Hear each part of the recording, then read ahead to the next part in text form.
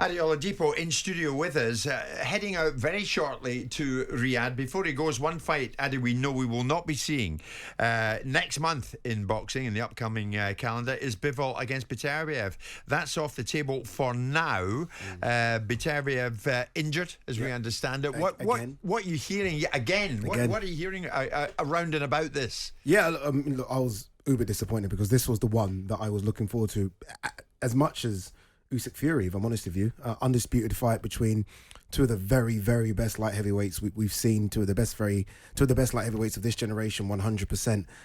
And it's a fight that could only have been made in Saudi Arabia because there wasn't that much interest in making it elsewhere because there isn't that much money in it, if that makes sense. Not many people would tune in for it. It's a really hardcore boxing fans' favourite fight. It is, yeah.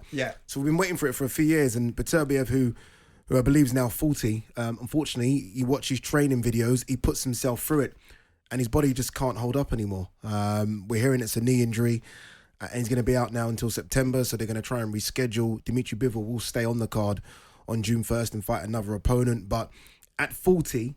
you kind of wonder, I mean, if he goes for another training camp, is he going to put himself in problems again? So I feel like we might have missed this one. It's a shame.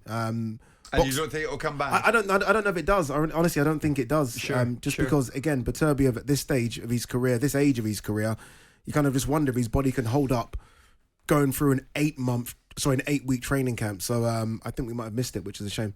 If we have missed it, we can look back at what he brought to the sport in general. You and I saw him, Simon Beterbiev, do a job in Anthony Yard. Yeah, we did. And that was quite a fight. And you saw him doing an even bigger job, Beterbiev, on Callum Smith. Yeah. And I think Callum Smith is a better fighter than Anthony Yard.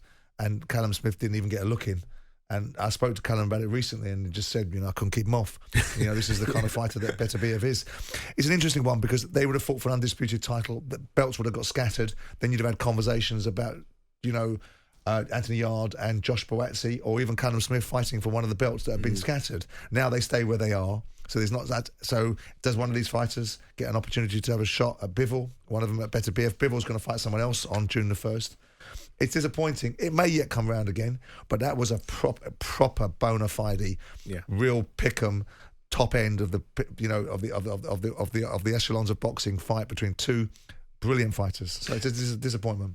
In terms of a decent fight, we saw Ryan Garcia more recently, Ade, getting a win over Devin Haney. But of course, we know what has happened since then. Post-fight, all the publicity has been around Ryan Garcia testing positive for a performance-enhancing substance, Ostarine, the day before and the day of his win against Devin Haney. He's officially requested the B samples for his positive drugs test.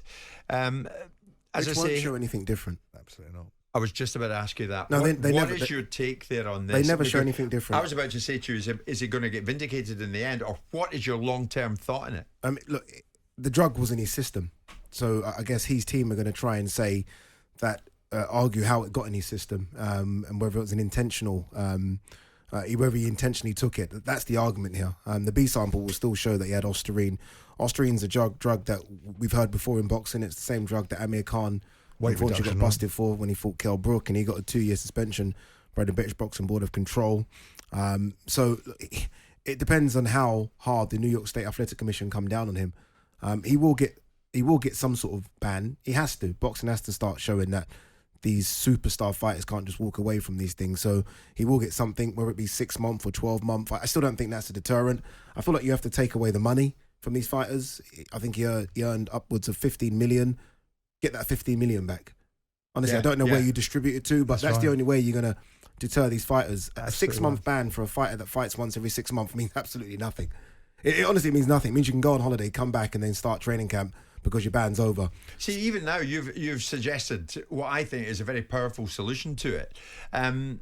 Boxing doesn't seem to have got a hold of it, Ade. It does not seem to get a hold of this thing. It carries on in the sport. And it's one of the big names as well. I mean, this isn't a middle-ranked fighter. After that win against Devin Haney, I mean, some might argue that Ryan Garcia turned into the face of boxing because it was a good redemption arc for him. It was a big win. I was there. It was at the Barclays Arena. Everyone was going crazy, and rightly so. He was getting his plaudits, and then this happens, and you're like, you know, I kind of just woke up to the news and my first reaction was just disappointment. Yes. Again, it's another big name. It's a big fight. It's a superstar of the sport. And obviously he's pleading his innocence. But the fact remains, Osterine was in his system. And Devin Haney took a beating that night as well. And I've spoken to Bill Haney, Devon's trainer, Devon's father. And you can kind of hear the hurt in his voice, knowing that someone was in the ring with someone that was fully loaded. I understand that, and that's absolutely right. I don't think he conducted himself particularly elegantly before the fight, Bill Haney, about some of the things he said. And I don't think his son has said some things that are particularly palatable either. But it doesn't give Ryan Garcia a pass. What it needs is exactly what Ade says. Take the fight, take the money back from the fighters. Oscar De La Hoya should be saying something about it, because ultimately he's the promoter and he's the one that's going to be standing behind this fighter when he comes back after his sanction, because Oscar De La Hoya was sitting there rubbing his hands at the end of that fight after snubbing his nose at the Saudis. Yeah. And realistically speaking, you know, the consequences have to be, and of course, I imagine the betting company are going to want their money back as well, because he put a $2 million bet on himself at 6-1, won $12 million. I'm assuming that they'll want their money back. It's about how serious boxing is, about what it wants to do. And that's why you have to have these heated exchanges and people getting the knickers in a twist. I'm sorry to bring him up again about Conor and the situation that manifested himself there. That's why promoters have to behave themselves properly, like Eddie, during that period of time, rather than trying to get fights on. They should be actually giving people the proper treatment. And so with all that in mind, and with boxing, with the fact that every sport is facing CTE and vascular dementia issues and challenges, and boxing's the one that's really should be at the front of the queue, because it's one of the few industries where you get a punch in the face, and yet there doesn't seem to be the same seriousness. Well, that's right. I think that's a great point Simon makes, Ade. We constantly say how much we respect these guys. There is not a sport like it in terms of bravery, and I really do believe that. Walking from a dressing room to a ring, and the feeling of, right, I'm on my own here, and I'm going in against this guy. We respect that.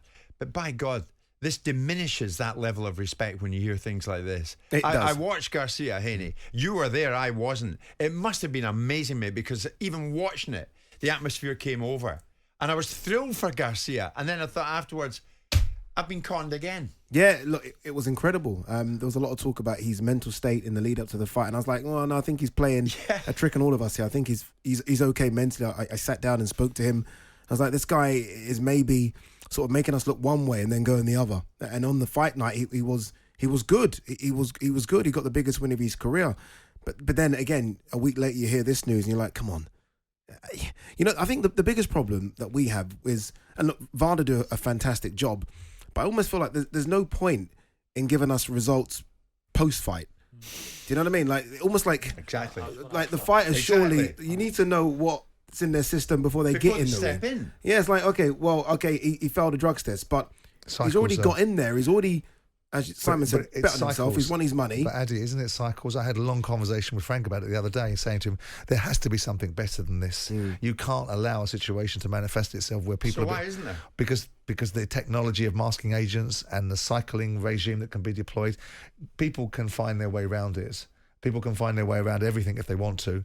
The difficulty is that there is, and the technology involved with testing and how long testing takes. That's the problem. There's the problem. Can I ask you something, Ade? Will you look at Ryan Garcia in the same light when you meet him again? No. Why not? No. It's cheated. What about Canelo? Would you look at him the same light? No, certainly not. And Tyson Fury? No. No? Okay. A lot of these fighters, I don't.